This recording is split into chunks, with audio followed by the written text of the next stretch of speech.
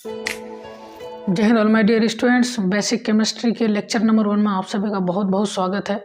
तो चलिए आज के इस लेक्चर नंबर 1 में हम लोग बेसिक केमिस्ट्री के लेक्चर नंबर 1 में आज हम लोग जो है केमिस्ट्री का जो सबसे फंडामेंटल चीज़ जो होता है, सबसे शुरुआत वाला जो चीज़ होता है वो एलिमेंट्स के बारे में होता है। एलिमेंट्स का सिंबल क्या होता है, एलिमेंट्स का एटॉमिक नंबर क्या होता है, उस एलिमेंट का एटॉमिक मास क्या होता है। केमिस्ट्री का जो है शुरुआत यहीं से होता है और मैं केमिस्ट्री को जो है शुरू करूँगा एकदम ज़ीरो लेवल से शुरू करूँगा और आपको एडवांस लेवल तक लेके जाएंगे। तो केमिस्ट्री को आज से हम लोग शुरू से स्टार्ट करते हैं एकदम ज़ीरो लेवल से। तो आज आप लोग का बनेगा लेक्चर नंबर 1 और लेक्चर नंबर 1 में हम लोग बात करेंगे एलिमेंट्स के एटॉमिक नंबर के बारे में, एटॉमिक मास के बारे में, उस एलिमेंट्स का सिंबल क्या होता है। तो अब चलिए आपके पास आज और इस लेक्चर में हम लोग 1 से लेकर 30 एलिमेंट तक का सिंबल भी देखेंगे, एलिमेंट्स भी देखेंगे, एटॉमिक नंबर भी देखेंगे और एटॉमिक मास भी देखेंगे। तो आपका जो सबसे पहला जो एलिमेंट है आपका क्या, हाइड्रोजन है, उसके बाद हीलियम, उसके बाद लिथियम है, उसके बाद बेरिलियम है, बोरॉन है, carbon, nitrogen, oxygen, fluorine, neon. ये 10 तक एलिमेंट है। ठीक है, अब देखिए ये 10 एलिमेंट में पहला एलिमेंट जो है हाइड्रोजन, हाइड्रोजन का सिंबल क्या होता है आपका, H होता है। हीलियम का सिंबल He होता है। लिथियम का सिंबल Li होता है। बेरिलियम का सिंबल Be होता है। बोरॉन का सिंबल B होता है। कार्बन का C होता है। नाइट्रोजन का N और ऑक्सीजन का O, फ्लोरीन का F, नियोन का Ne। सिंबल जो है वो हमेशा कैपिटल लेटर से शुरू होता है, इसको याद रखिएगा। अब देखिए इस हाइड्रोजन का एटॉमिक नंबर क्या होता है। इसका एटॉमिक नंबर 1 होगा, इसका 2 होगा, इसका 3 होगा, इसका 4, 5, कार्बन का 6, नाइट्रोजन का 7, ऑक्सीजन का 8, फ्लोरीन का 9, नियोन का 10। अब बात करेंगे एटॉमिक मास के बारे में। हाइड्रोजन का एटॉमिक मास क्या होता है, हीलियम का एटॉमिक मास क्या होता है। देखिए एटॉमिक मास को ए से डिनोटेट किया जाता है और एटॉमिक नंबर को देखो, एटॉमिक नंबर को जेड से डिनोटेट किया जाता है। किससे डिनोटेट किया जाता है, जेड से।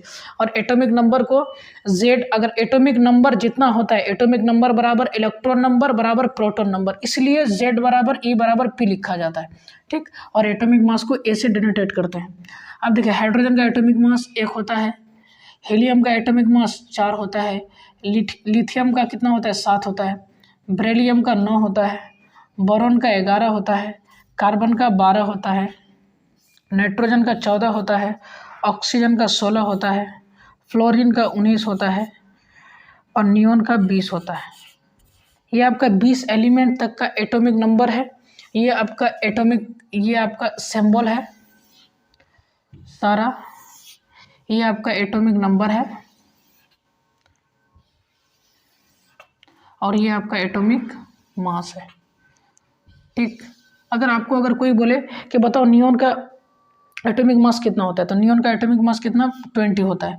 अब आपको अगर कोई बोले फ्लोरीन का एटॉमिक मास कितना होता है, तो आप कितना बोलोगे, 19 है। अगर कोई आपको बोले ऑक्सीजन का एटॉमिक मास कितना होता है, तो आपको क्या बताना है, 16 बताना है। जो इसमें जो इम्पोर्टेंट है, अधिकतर जो यूज़ होता है एटॉमिक मास आपका कार्बन यूज़ होता है, सबसे ज़्यादा कार्बन का 12 एटॉमिक यूज़ होता है एटॉमिक मास। ऑक्सीजन का यूज़ होता है, उसके बाद हीलियम का यूज़ होता है, उसके बाद आपका बोरॉन 11 का यूज़ होता है। ये सबसे ज़्यादा इंपॉर्टेंट होता है। हाँ, आपको जो एटॉमिक मास सबका याद रखना है, 1 से लेकर 30 एलिमेंट्स तक। अगर केमिस्ट्री में अगर कमांड बनाना है तो आपको 1 से लेकर 30 एलिमेंट का एटॉमिक नंबर याद रखना होगा, एलिमेंट्स का नाम याद रखना होगा, उस एलिमेंट्स का सिंबल को याद रखना पड़ेगा और उस एलिमेंट का एटॉमिक नंबर कितना होता है उसको याद रखना है। आज के जो इस लेक्चर नंबर 1 को बना रहा हूँ, तो इस लेक्चर नंबर 1 में जितना भी आपको टास्क मिलेगा, पूरा का पूरा टास्क को आपको अपने से ईमानदारी से आपको कंप्लीट करना पड़ेगा। तो यहाँ से पहले उतारिए, फिर हम 10 तक हुआ, फिर 10 से आगे लिखेंगे, 10 से लेकर 20 तक, फिर 20 से 30 तक।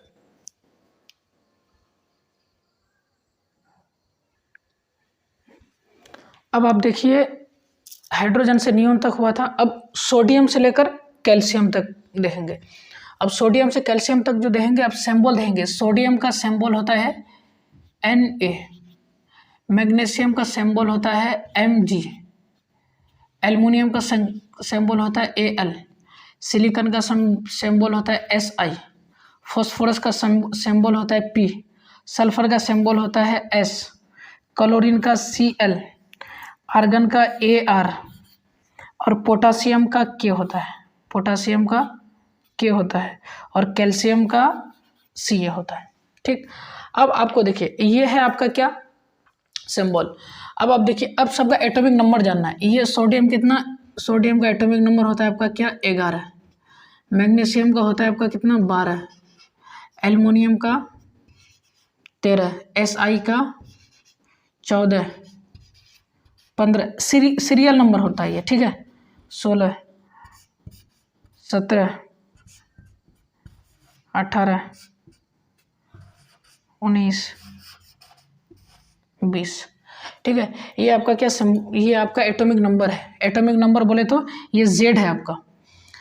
अब आपको क्या करना है, एटॉमिक मास। सोडियम का एटॉमिक मास कितना होता है, देखिए सोडियम का एटॉमिक मास आपका होता है 23 होता है। मैग्नीशियम का एटॉमिक मास कितना होता है आपका 24 होता है। एल्युमिनियम का एटॉमिक मास होता है 27। सिलिकॉन का एटॉमिक मास होता है आपका 28। फॉस्फोरस का एटॉमिक मास होता है आपका कितना 31। सल्फर का एटॉमिक मास होता है आपका कितना 32। क्लोरीन का एटॉमिक मास होता है, इसको याद रखिएगा 35.5। आर्गन का होता है कितना आपका, आर्गन का एटॉमिक मास होता है 40। पोटासियम का होता है क्या 39। और कैल्शियम का एटॉमिक मास होता है कितना आपका 40। यहीं पे गड़बड़ा गया ना। यहाँ देखिए एटॉमिक मास जो है, एटॉमिक मास आपका क्या इंक्रीजिंग ऑर्डर पे है, बढ़ते क्रम में है। ये आपका मेंडलीफ ने बोला था कि हम अगर एटॉमिक मास को, एलिमेंट को जो सजाएंगे पीरियोडिक टेबल में, वो एटॉमिक मास के इंक्रीजिंग ऑर्डर पर सजाएंगे। मतलब क्या, एटॉमिक एलिमेंट्स को जो है उसके परमाणु भार के, उसके एटॉमिक मास के बढ़ते हुए क्रम पे सजाएंगे। मगर यहाँ पे जो है मतलब मिस हो जाता है मेंडलीफ का, तो इसको हम लोग आगे देखेंगे। अभी फिलहाल हम लोग को एटॉमिक मास के बारे में जानकारी लेना है। अब देखिए आपका सोडियम का कितना होता है 23, सोडियम का 23 होता है। मैग्नीशियम का 24, एल्युमिनियम का 27, उसके बाद सिलिकॉन का 28, उसके बाद फॉस्फोरस का 31, उसके बाद सल्फर का 32, क्लोरीन का 35.5, आर्गन का होता है आपका 40, पोटासियम का होता है 39, कैल्शियम का होता है क्या 40। ये आपका एटॉमिक मास है। और एक छोटी सी बात देखिए, हम लोग एटॉमिक मास को जो लेते हैं, एटॉमिक मास को हम लोग बराबर के आसपास लेकर चलते हैं। अब देखिए पॉइंट में अगर एटॉमिक मास को लेते हैं, अब जैसे आपका क्या ये 35.5 है, मतलब 35.5, मतलब ये क्या, इसका अगर हम लोग न्यूमेरिकल्स अगर बनाएंगे तो दिक्कत होगा नहीं, मतलब कि किसी आसपास में। ये क्या है आपका सारे 35 है। हाँ, अब जैसे देखिए हाइड्रोजन का एटॉमिक मास कितना होता है 1 होता है, हम लोग कितना 1 मानते हैं, मगर एग्जैक्टली 1 नहीं होता है हाइड्रोजन का एटॉमिक मास, 1.008 होता है। मतलब क्या ये 1 से बहुत ज़्यादा दूर है। मतलब 1 जो है 1 है क्या 1 से थोड़ा ज़्यादा है, मतलब क्या बहुत कम ज़्यादा। तो इसलिए हम लोग उसको मान के कितना चलते हैं 1।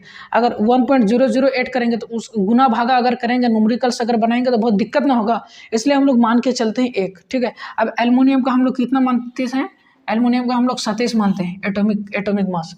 एल्युमिनियम देखिए यहाँ पे एल्युमिनियम का 27, मगर इसका एग्जैक्टली कितना होता है 26.96, मतलब क्या 26.96।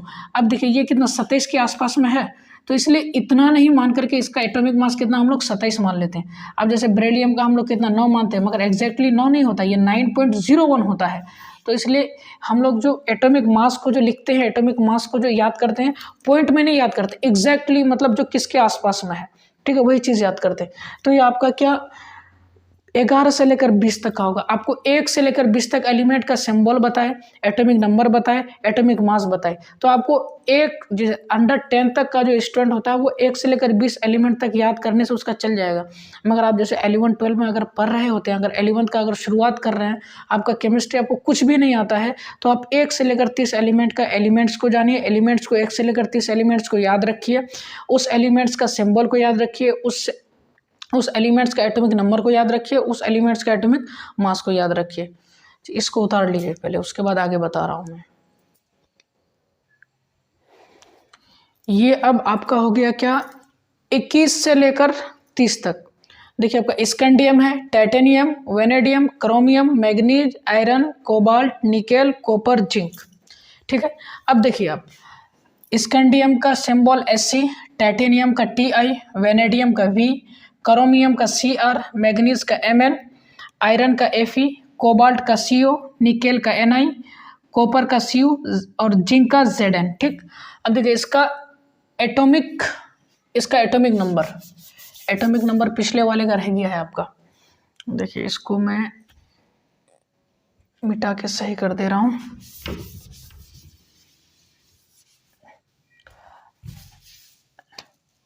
स्कैंडियम का एटॉमिक नंबर कितना होता है 21, 21।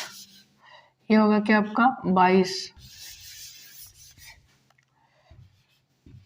23, 24, 25, 26, 27, 28, 29, 30। ठीक है, अब देखिए क्रोमियम का Cr, मैग्नीज का Mn, आयरन का Fe, कोबाल्ट का Co, निकेल का Ni, कॉपर का Cu, जिंक का Zn। अब देखिए जिंक का जो एटॉमिक नंबर 30 होता है, इसका 29, 28, 27, 26, Mn का 25, Cr का 24, V का 23, Ti का 22, Sc का 21। अब देखिए इसका क्या आप एटॉमिक मास के बारे में जानेंगे।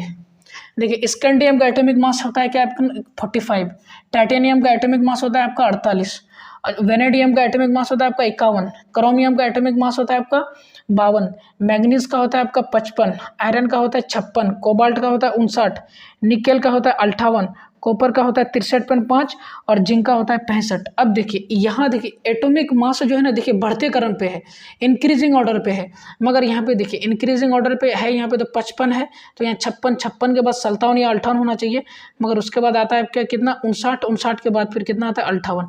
तो यहाँ पे जो है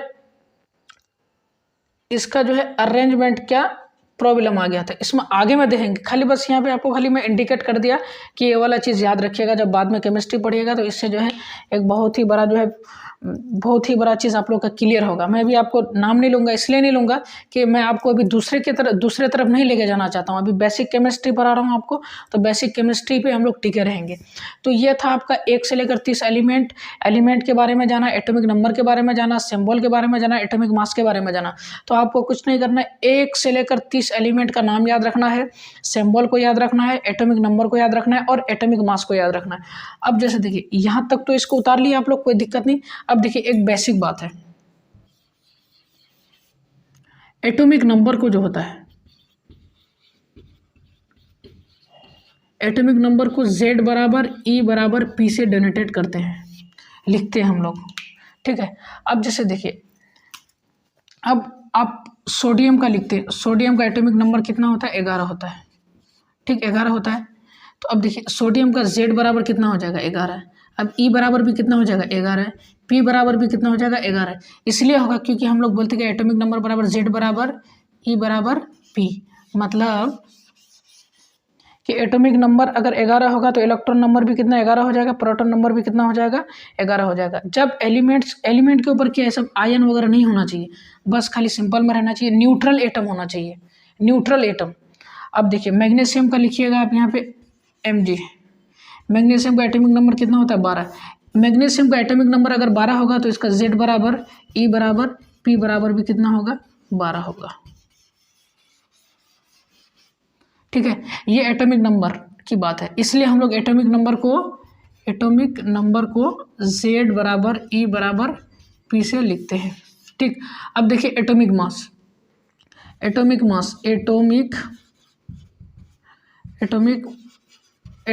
को A से डिनोटेट करते हैं। ठीक है, एटॉमिक मास से किसको डिनोटेट करते हैं, एटॉमिक मास को A से डिनोटेट करते हैं। अब जैसे हम अगर स्कैंडियम का एटॉमिक मास लिखना है हमको, तो स्कैंडियम का एटॉमिक मास कितना होता है 45। तो हम लिख सकते हैं स्कैंडियम का A इक्वल टू 45, क्योंकि एटॉमिक मास को हम लोग किससे डिनोटेट करते हैं A से। ठीक है, तो ये आपका क्या यहाँ से लेकर आपको याद करना है इसको। अब देखिए पूरे पीरियोडिक टेबल में और कुछ एलिमेंट्स है जिसका एटॉमिक मास यूज होता है, तो उसको हम एरो का निशान या लिख देते हैं, उसको उतार लेना है आप लोग को। ये सब आपका क्या इम्पोर्टेंट एटॉमिक मास है, इसको याद रखना है आप लोग को। जैसे देखिए ये सब एटॉमिक मास तो आपको 1 से लेकर 30 तक है, ये 1 से लेकर 30 के बीच का है